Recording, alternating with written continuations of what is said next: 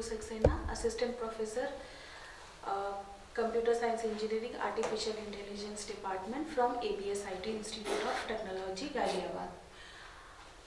आज का टॉपिक हमारा फ्लो कंट्रोल मैकेनिज्म है। हमने इससे पहले डेटा लिंक लेयर देखा था और उसकी रिस्पॉन्सिबिलिटी देखी थी। तो फ्लो कंट्रोल भी एक बहुत बड़ी रिस्पॉन्सिबिलिटी है डेटा लिंक लेयर का।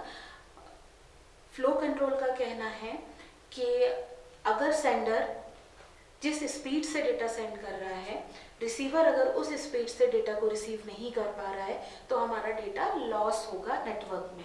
तो उस डेटा को सिक्योर बनाने के लिए, जिससे कि वो डेटा लॉस ना हो, रीट्रांसमिशंस कम से कम हो, हम क्या करते हैं, फ्लो कंट्रोल मैकेनिज्म यूज करते हैं, जो कि OSI मॉडल में सेकेंड लास्ट लेयर की रिस्पॉन्सिबिलिटी है। अब ये फ्लो कंट्रोल मैकेनिज्म दो तरह से काम करती है। अगर हमारा चैनल नॉइसी है और दूसरा अगर हमारा चैनल नॉइसलेस है। अगर हमारा चैनल नॉइसलेस है तो हमारी मेथड है सिंपलेस्ट और स्टॉप एंड वेट मेथड्स या प्रोटोकॉल्स। अगर हमारा नॉइसी चैनल है, मतलब अगर नॉइस आ रही है, तो वहां पर हम stop and wait, ARQ automatic repeat request और go back N ARQ selective repeat request algorithms का यूज करते हैं। सबसे पहले बात करते हैं कि सिंपलेस्ट मेथड क्या है। बेसिकली सिंपलेस्ट मेथड ये है कि सेंडर डेटा सेंड करता जा रहा है और जैसे ही डेटा सेंड हुआ या कुछ टाइम इंटरवल के बाद अपना डेटा सेंड करता जा रहा है रिसीवर को। ये बेसिक एल्गोरिथम है, सिंपलेस्ट एल्गोरिथम। नेक्स्ट हमारी जो मेथड है वो स्टॉप एंड वेट एल्गोरिथम है। ये स्टॉप एंड वेट एल्गोरिथम ये है। हम क्या कर रहे हैं स्टॉप एंड वेट एल्गोरिथम में? स्टॉप एंड वेट एल्गोरिथम में हम क्या करेंगे कि सबसे पहले एक्नॉलेजमेंट का वेट करेंगे। जैसे ये सेंडर है, ये रिसीवर है, इसने कोई डेटा फ्रेम भेजी F1, क्योंकि डेटा लिंक लेयर पर फ्रेम्स ट्रेवल करती हैं, पैकेट लेयर से हम फ्रेम्स में कन्वर्ट करते हैं। तो F1 नाम की फ्रेम सेंड करी और वो एक्नॉलेजमेंट का वेट करेगा। जब तक कि सेंडर को एक्नॉलेजमेंट नहीं मिलती तब तक नेक्स्ट पैकेट ट्रांसमिट नहीं होगा, है ना। तो ये है हमारा stop and wait protocol. Stop and wait ARQ automatic receive request क्या है, हम क्या करेंगे उसी का ही, क्योंकि हमारे पास क्या है स्टॉप एंड वेट प्रोटोकॉल में कुछ लिमिटेशंस हैं। क्या लिमिटेशन है? क्योंकि एक बार में हम एक ही फ्रेम को ट्रेवल करा सकते हैं, एक ही फ्रेम एक बार में ट्रेवल होगी।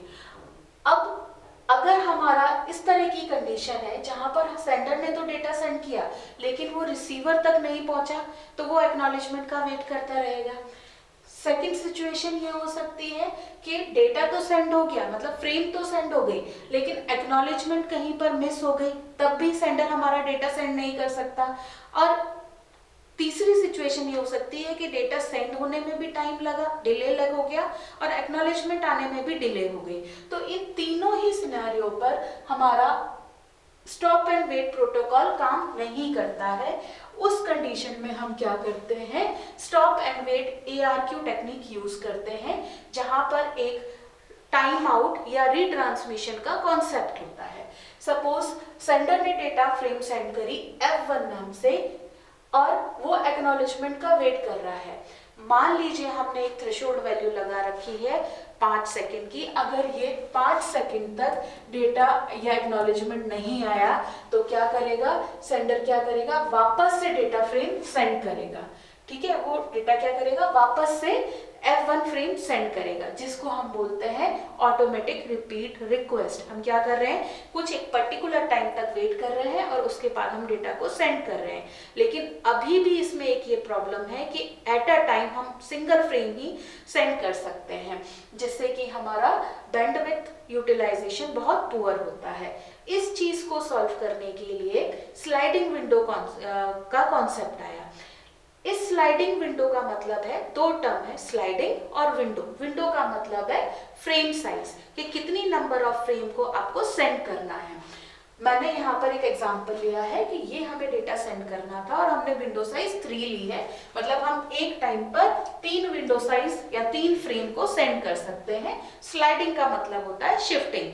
तो जैसे ही हमें एक्नॉलेजमेंट मिलेगी हम क्या करेंगे, विंडो को शिफ्ट करते जाएंगे। तो हमारा डेटा सेंड होना था, ये इस तरह से डेटा सेंड होना है रिसीवर पर। तो स्लाइडिंग विंडो में अगर हमने विंडो साइज 3 ली है तो हम 0, 1, 2 फ्रेम को हम पहले सेंड कर देंगे। तो हमने 0, 1, 2 फ्रेम को सेंड कर दिया।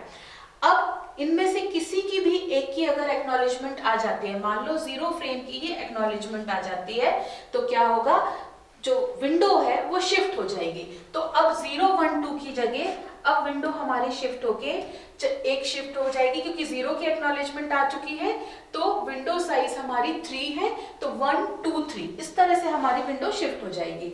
अब जब विंडो शिफ्ट होगी तो 3 डेटा ट्रेवल कर सकता है, तो 1, 2 तो हमने पहले ही सेंड कर दिया। अब हम क्या करेंगे, 3 को भी सेंड कर देंगे यहाँ पर। अब जैसे ही किसी की एक्नॉलेजमेंट आती है, लेट्स से 2 की एक्नॉलेजमेंट आती है, तो हम क्या करेंगे, नेक्स्ट डेटा हमारा सेंड कर देंगे।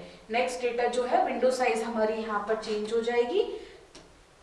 अब ये शिफ्ट होके कहाँ जाएगा, 2, 3, 4, तो क्या सेंड हो जाएगा, डेटा फ्रेम 4 सेंड हो जाएगी। इस तरह से हमारा स्लाइडिंग विंडो का कॉन्सेप्ट चलता है। जब हम इस स्लाइडिंग विंडो की बात करते हैं तो ये स्लाइडिंग विंडो 2 तरह से हमारी होती है।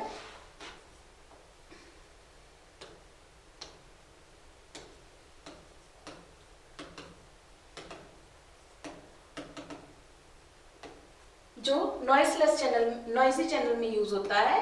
पहला होता है हमारा गो बैक एन प्रोटोकॉल, दूसरा होता है सिलेक्टिव रिपीट प्रोटोकॉल। तो जो हमारा फर्स्ट है go back N protocol, N basically हमारी विंडो साइज को बताता है।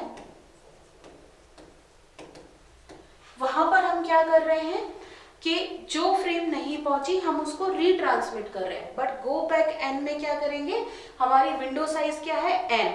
तो अगर हमारी फ्रेम नहीं पहुंची या डेटा नहीं पहुंचा या एक्नॉलेजमेंट में टाइम लगा, तो हम रीट्रांसमिशन में क्या करेंगे, पूरी विंडो करेंगे। मतलब अगर हमारी विंडो साइज 3 है तो हम 3 को ही रीट्रांसमिट करेंगे, ना कि एक फ्रेम को रीट्रांसमिट करेंगे। अगर विंडो साइज 3 है तो 3 को करेंगे, 5 विंडो साइज है तो 5 को रीट्रांसमिट करेंगे। नेक्स्ट है हमारा selective repeat request. Selective repeat request में क्योंकि हम बार बार इतना डेटा फ्रेम को रिक्वेस्ट वो करेंगे तो ये सही फिजिबल सोल्यूशन नहीं है। तो सिलेक्टिव रिपीट रिक्वेस्ट का मतलब ये है कि जो फ्रेम में एरर आई है हम सिर्फ उसको सिलेक्ट करके नेगेटिव एक्नॉलेजमेंट रिसीवर सेंड करेगा। उस नेगेटिव एक्नॉलेजमेंट के बेसिस पर हम क्या करेंगे, फ्रेम को रीट्रांसमिट करेंगे।